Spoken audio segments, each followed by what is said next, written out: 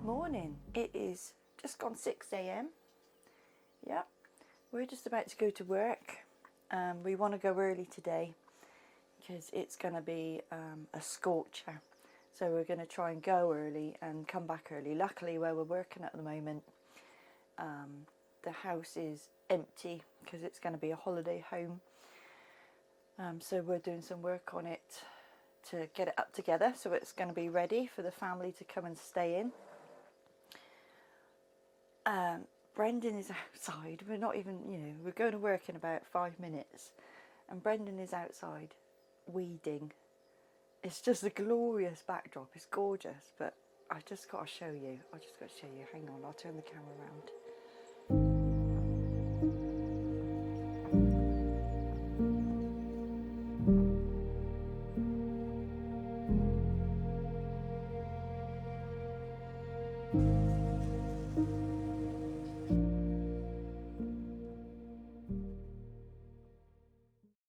One of our subscribers recently asked us how we would do our laundry, being off-grid, and how it actually all works. So I'm going to show you exactly what happens and how it happens. So first of all, this is our laundry. It's outside. I can lift up this lid here. This is basically a kind of worktop. Hook that back, and we've got our actual washing machine under here. It's like your old-fashioned twin tub. So it's got one side which is where you wash the clothes and rinse them, etc. And this side is where you do your spin. It's got some controls here. So there's a wash timer. There's a switch which will decide whether you want to wash or whether you want to drain. And there's also a spin timer for when you're spinning your clothes. So the power comes from this plug here. This plug runs all the way along directly to where our batteries are and our inverter is. So the power itself is coming directly from the sun. And it's a beautiful sunny day today, so it's absolutely perfect for getting on and doing some washing. Not only have I got the power to do it, but I've also got the sun to dry it afterwards. So what about the water? There's a tap here and there's a tap here. So this is just cold water that is pumped out of our rainwater tank, direct from that. This one is hot water. So again, it comes from our rainwater tank, but it also goes through our boiler. So our little outside boiler heats the water up, and then I'll fill this up with water as much as I need and add my detergents, and I can get on with it. So I'm going to demonstrate now, just a very small wash, just a couple of items, exactly what happens. So first of all, our hot water, and you may hear the pump come on in the background. So that's the pump pumping that water from our rainwater harvest tank. Then it goes along to our boiler, and then it gets pumped all the way back here to do the laundry.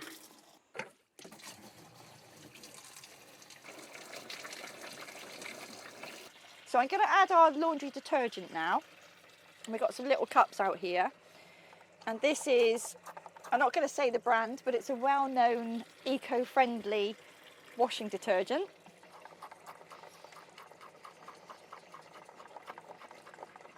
Have a good squeeze of that. And rinse it out. And now I just add my clothes as I'm waiting for the water to fill up.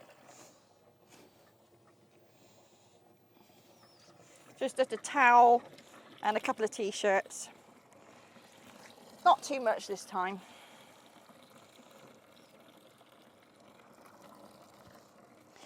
Brendan's built it for his height, as you can see, so I have to kind of lean over. I have to get myself a little toddler step. Anyway, so that's filling up nicely now. So what I can do is I can turn the timer on and start it turning. You can probably hear it spinning around in here.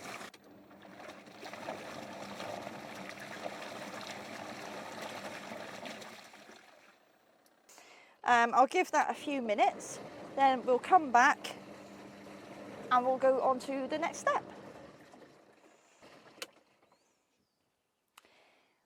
so that's been washing for a few minutes now. I've just turned it off.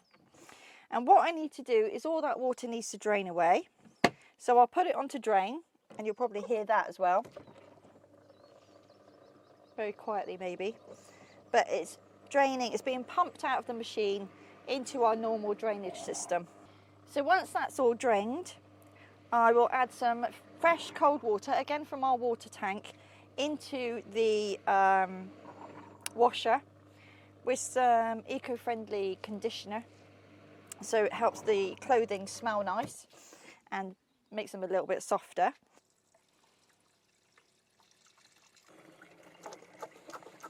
So this is our conditioner going in.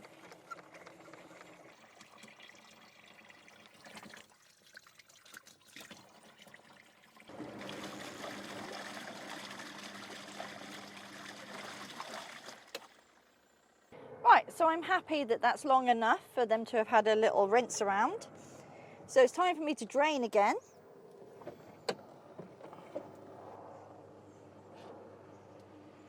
And then it'll be time for them to go in this side, which is the spinner.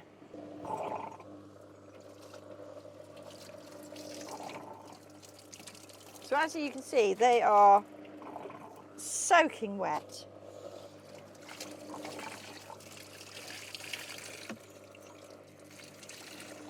Smell nice though.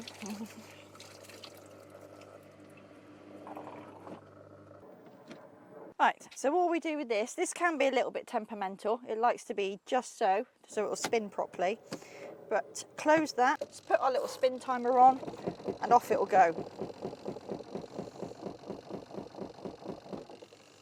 And if it won't quite the first time, we just move everything around a little bit, and it usually is finding the balance. There we go.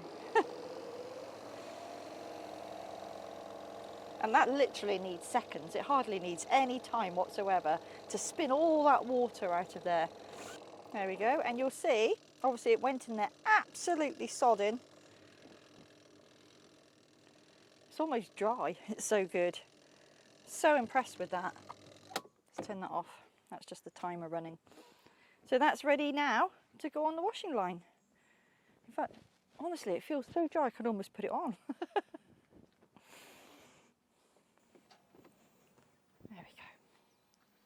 So the washing line is right behind me on the laundry. All I've got to do is peg it out, and in this weather it'll be properly dry in no time whatsoever.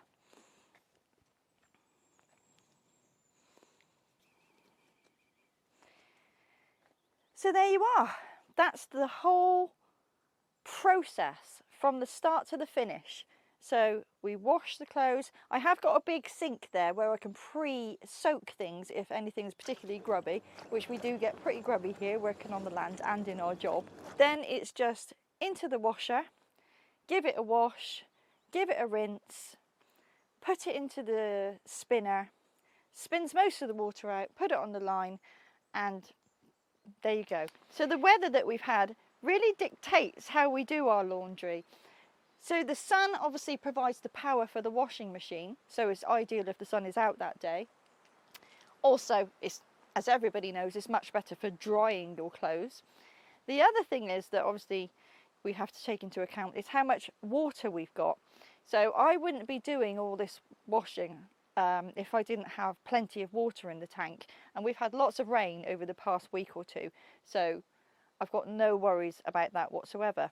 However, I'm sure we've said it before, but we're upgrading our water storage system, so we'll have plenty more. In Ireland, we won't have any worries about running out of rain when we've got enough ways to store it. So the only bit of this system that isn't really renewable is the gas that we use to heat the water. Now, Brendan, of course, is putting a system in place where we won't even need that. Now, I know there are ways you could probably use solar to heat the water, and when you've got excess sunlight today, there's plenty of ways to do that. But I think he's going more along the lines of using firewood to make the water hot. Brendan is setting up an entirely new system that involves our little rocket stove, which is on our deck, which only requires little sticks to generate lots of heat. And we've got a big pot that he wants to heat the water in, and then it will be piped down through here. So again, that will be completely free. There's one thing we've got here is plenty of little branches and sticks that are just lying around on the ground that we can use to fire that. So that's it. That's the whole process explained. I hope that's made sense to you. If it hasn't, or you've got any questions, please just pop them in the comments and we'll answer anything you need to know. I'm going to finish off now. I've got a few more bits left to do. But honestly, on a day like this and tucked into the shade here, it's not too much of a chore whatsoever. So last week you might remember that I created this portable little bird feeding stand in order that I could tackle the pests that were on this little hazel tree. Now they were sawfly larvae, or they're little caterpillars, but they're from the sawfly. And the idea was that the birds would come along, being attracted to the sunflower seeds, they'd see the bugs and take them away.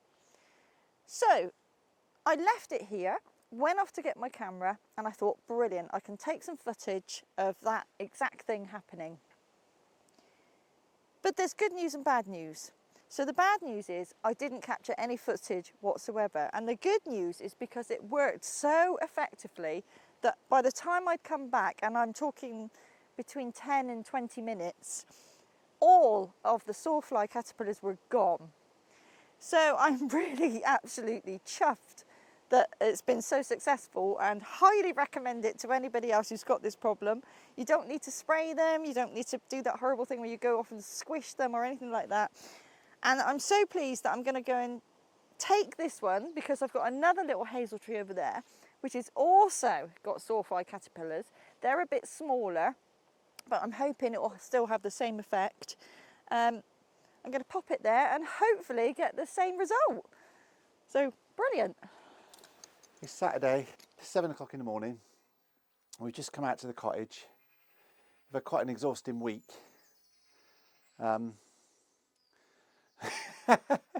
We just come in here at the moment and look at it and think, where do we start? It's such a mess still. There's so much rubble and sort of heavy lifting. And yeah, it's quite difficult sometimes to sort of get your head around what to do next. But we've actually got a really good friend who's to be coming over the next week or two with his chainsaw, and we're hopefully going to be able to get the rest of the main trees out in this end room and be able to move the roots finally that we've chopped down. So that's going to make a massive difference, because we can start clearing this room, which is a lot more sort of, it's more like leaf mulch and the roof and timbers and stuff, but there's a lot less rubble in this room, we think. And when we can get this little wall down here at the entrance, we'll have a lot better access. But at the moment, it's just, I mean, we seem to spend hours and hours just moving blocks and clearing, and it just doesn't really seem to be getting anywhere. But I guess we are. Yeah, quite exhausting, but I'm just going to keep going. And I just think when we can, you know, when we've just opened this up more, it's going to be so much better. And so with our work, some weeks are, you know, some weeks we're not home till 6 o'clock in the evening, you know, 9-10 hour days or whatever, and other weeks we can be home at sort of 1-2 o'clock. So those weeks are definitely a lot easier as well to get things done. But yeah, a little bit of a struggle at the moment, but it's all good. Right.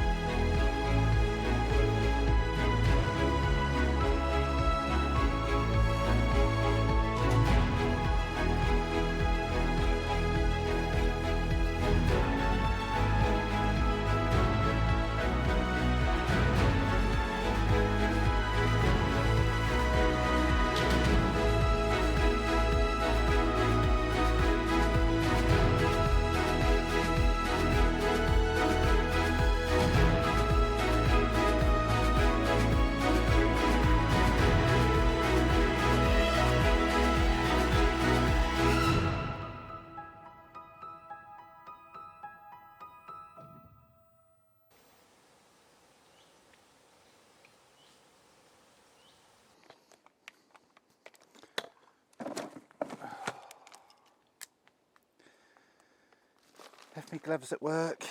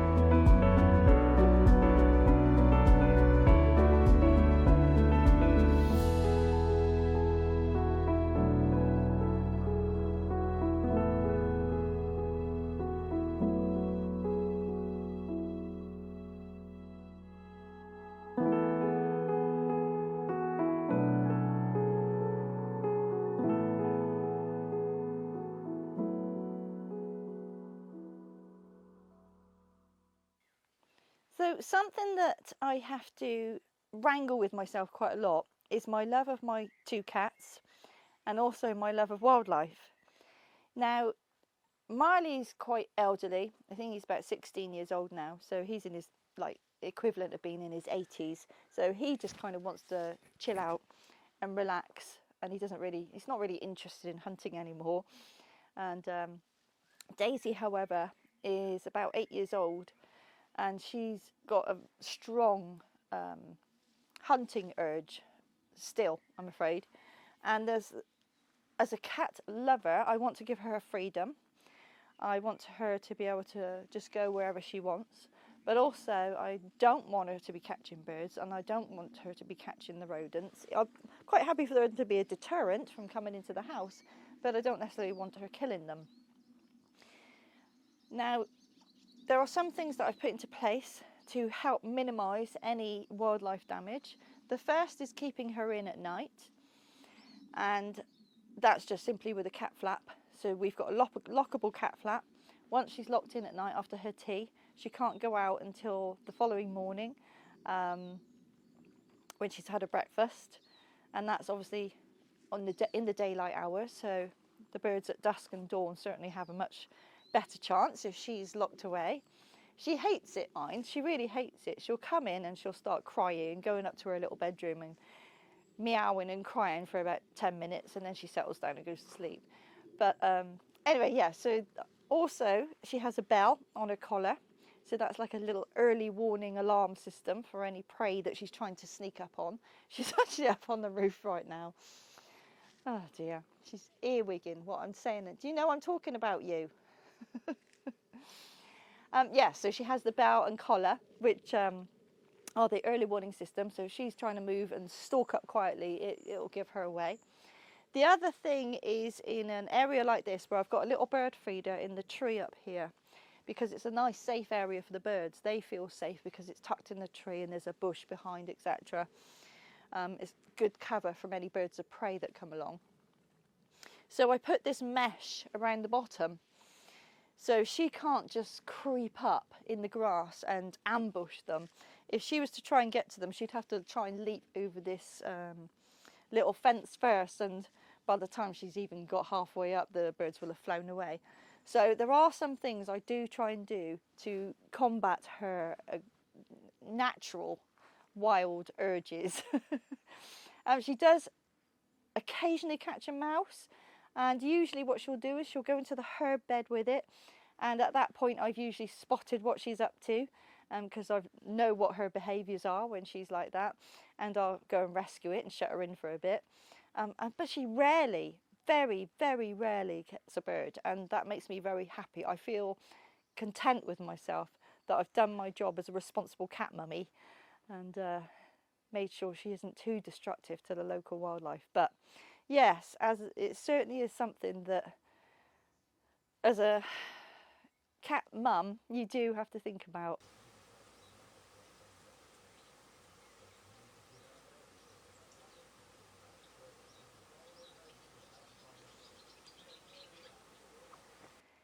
I'm standing in front of this bit of grass that Brendan's been mowing for the last couple of years, because finally it looks like we're going to get our first proper homestead animals, and that will be our ex-battery hens. There's a bit of a process to go through first, so we have to build the run. Now the run itself is something that we've created between us. Brendan's been doing a lot of research, and he's found this galvanised welded wire called Foxguard. Now this wire is fox-proof, pine marten proof, mink proof, basically every predator proof. So when we build it, it will be like Fort Knox. Now we're using this wire to create panels, and those panels are going to be screwed together, and there's also going to be a base. That process is going to take a little while. We'll probably be putting it within our videos. We're going to be putting parts of it every week within our videos. But the reason we're so excited about it is this: we've been waiting 2.5 years for this, and we've been saving really hard, and the reason is this Foxguard wire is actually quite expensive. So in an ideal world, we'd love to free range our hens, but we just can't do that. For a start, we're at work for quite a bit of the day, so they need to be somewhere secure. Obviously at night they need to be somewhere secure, and the avian flu rears its ugly head fairly often now actually, so in that case they have to be in an enclosed pen anyway. But what our compromise is, that when we are at home, what we're going to do is build some sort of temporary pens that we can move around the place, so they get a bit of a holiday from their pen. But we're actually building it huge, and this is the point. We're going to build it really big. We're only intending on having 4 or 5 hens, and we're going to obviously put lots of enrichment items in. We're going to be building things and putting branches and trees and things in there. So we want them to be obviously very happy hens. And we said before, we're going to get ex-battery hens, and that's just a non-negotiable as far as we're concerned. So we just wanted to let you know and share our excitement about this. The build of the pen itself and the coop, actually, because we're building the coop too, there's a very annoying fly here, is probably going to be popping up in our videos, because it's going to take a little while to build because it's in panels and they've all got to be separately screwed together. We've got to take up some of the ground because we want to put mesh under the ground. But yes, all that will be coming in the next few weeks, and honestly, we just could not be more excited about it.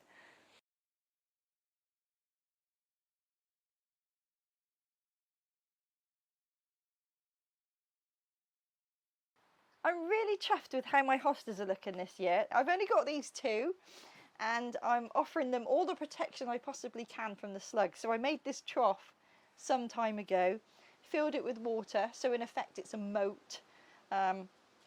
Slugs can do a lot of things, but they can't swim, or they don't tend to use boats.